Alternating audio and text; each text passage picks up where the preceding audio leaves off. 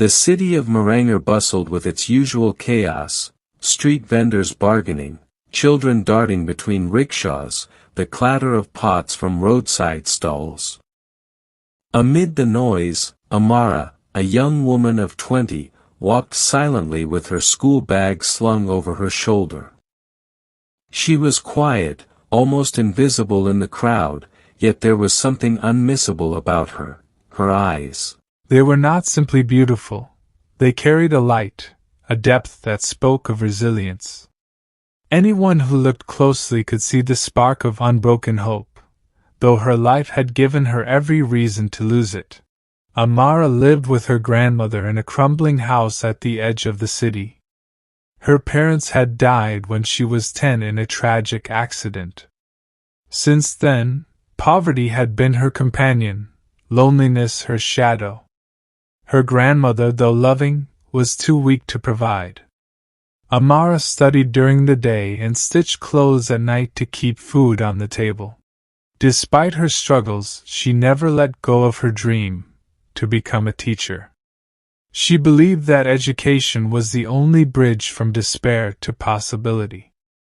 One day, she would whisper to herself, "I'll build a school where no child has to choose between hunger and learning."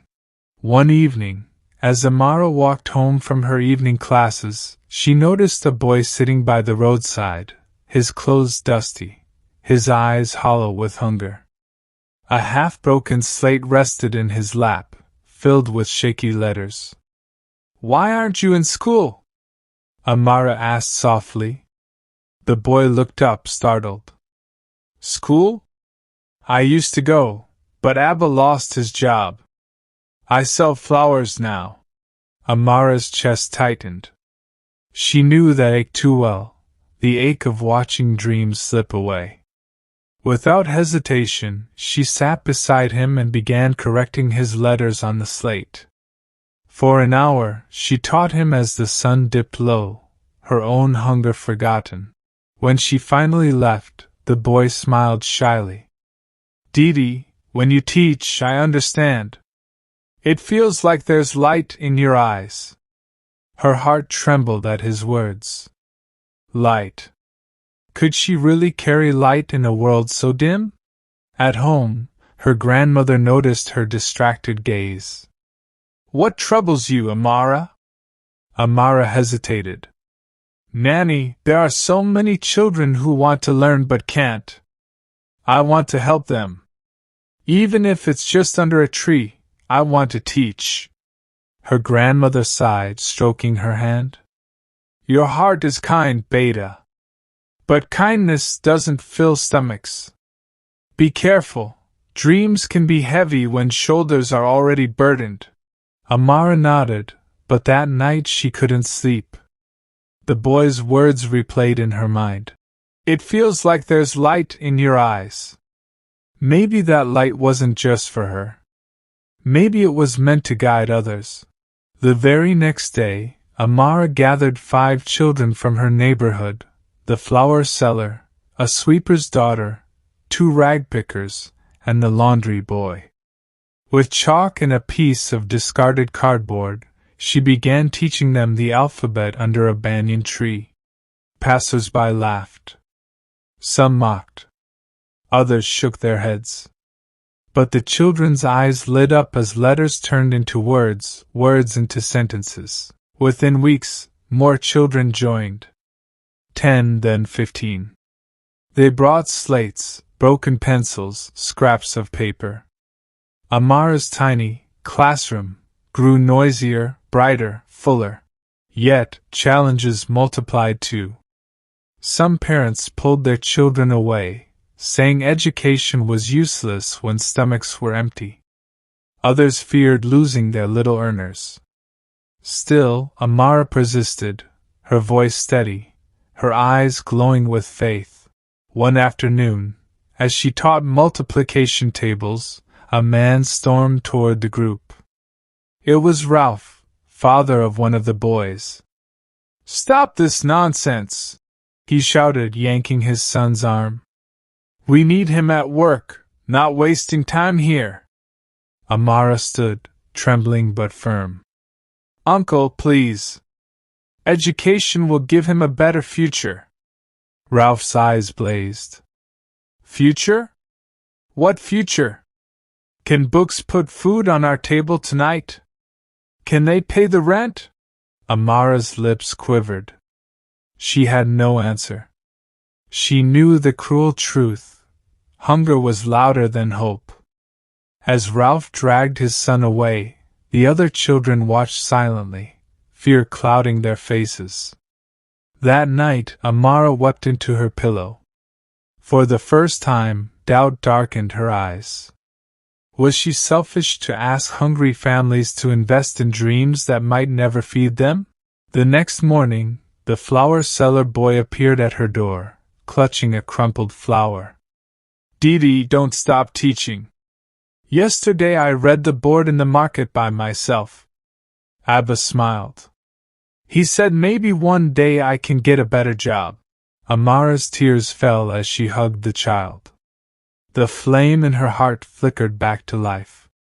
Perhaps she couldn't end poverty overnight. But if even one child found hope through her, wasn't that enough to keep going? What Amara didn't know was that someone had been watching her classes from afar. A man in his 40s named Mr. Idris, a retired teacher who lived nearby. He had lost faith in the world long ago, believing corruption and greed had ruined education. But seeing Amara's passion stirred something inside him. One evening he approached her. "Child, you teach with no blackboard, no books, no salary. Why?" Amara looked at him with quiet conviction. "Because when I teach, I feel alive. And when I see the light in their eyes, I know it's worth it." Mr. Idris studied her, then nodded slowly. "Maybe it's time I believed again." From the very next day, Mr. Idris began visiting the banyan tree. At first, he only observed, leaning on his wooden stick as Amara struggled to explain sums without proper chalk. But soon, he couldn't resist joining. "Children," he said one afternoon, his voice warm, "let me show you a trick with numbers." The little faces lit up, clapping as he turned learning into a game. Amara watched in awe. She had never expected help, but compassion had found her when she needed it most. With Idris's experience and Amara's energy, the lessons became richer. Stories, songs, and games filled the hours. Word spread across the lanes. Within weeks, more than 30 children crowded under the banyan tree every evening. But success came with resistance. Shopkeepers complained the noisy children disturbed business. Some elders sneered. "This is foolishness. Do you think a girl with no degree can change anything?" Even Amara's grandmother worried. "Beta, people's tongues are sharp. They might hurt you." Amara smiled softly. "Nanny, they can mock me. But when I see those children write their names for the first time, nothing else matters." Still, the criticism hurt. Some nights, she cried silently. Yet every morning, she rose with the same fire in her eyes. One afternoon, a local journalist passed by and noticed the unusual school under a tree. Curious, he snapped photos and spoke with Amara. The next week, a small article appeared in the city newspaper. "Young girl teaches slum children with nothing but chalk and determination." The article reached more people than Amara had ever imagined. A few volunteers donated notebooks and pencils. A kind shopkeeper gave her an old blackboard. For the first time, her classroom had real tools. The children's joy was boundless. They touched the notebooks reverently, their smiles brighter than sunlight. But challenges did not end. One evening, as rain poured heavily, Amara arrived at the banyan tree only to find it empty. The children hadn't come. Disheartened, she sat under the dripping branches, clutching her wet books. Just as she was about to leave, One child appeared, drenched but determined. Then another, and another. Soon, 10 children sat cross-legged in the mud, waiting for her to teach. Her throat tightened. "Why did you come in this rain?" The flower seller boy grinned. "Because the light in your eyes keeps us warm." In that moment, Amara knew no storm could drown their hunger to learn. Months passed.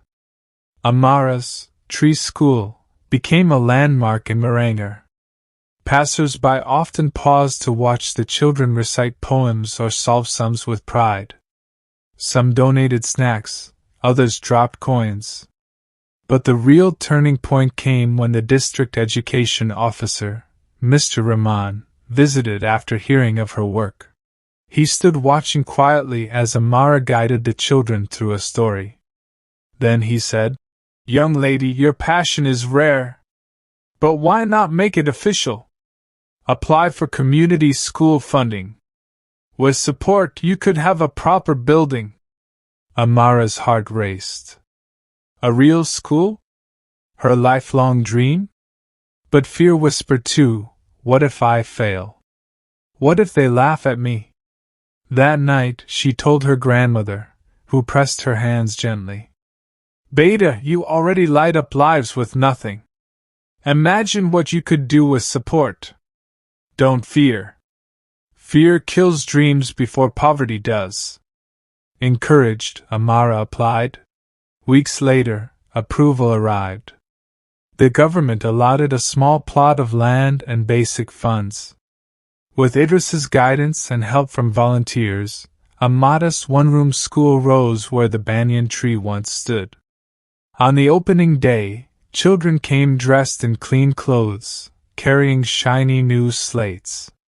Parents who once resisted now stood with tears in their eyes, watching their little ones march into a classroom. The signboard read, "Noor Academy, founded by Amara." The name, Noor, was chosen by the children themselves. "Because, Didi," they explained, "you brought light to our darkness." The school grew steadily. More teachers joined. Donations increased. Children who once begged at traffic lights now solved equations, painted pictures, and dreamed of becoming doctors, artists, and teachers. One evening, Mr. Idris said softly, "Do you see, Amara? That spark in your eyes has become a fire in theirs." Amara smiled through tears. "It wasn't me, sir. It was the light of education. I only carried the match." We learned from this video is, years later, when Amara stood as the principal of a thriving school, she often remembered her first student, the flower seller boy. By then, he was a young man, training to be a teacher himself.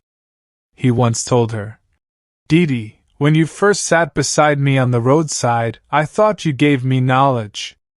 But you gave me more, you gave me hope. The light in your eyes became the light in mine."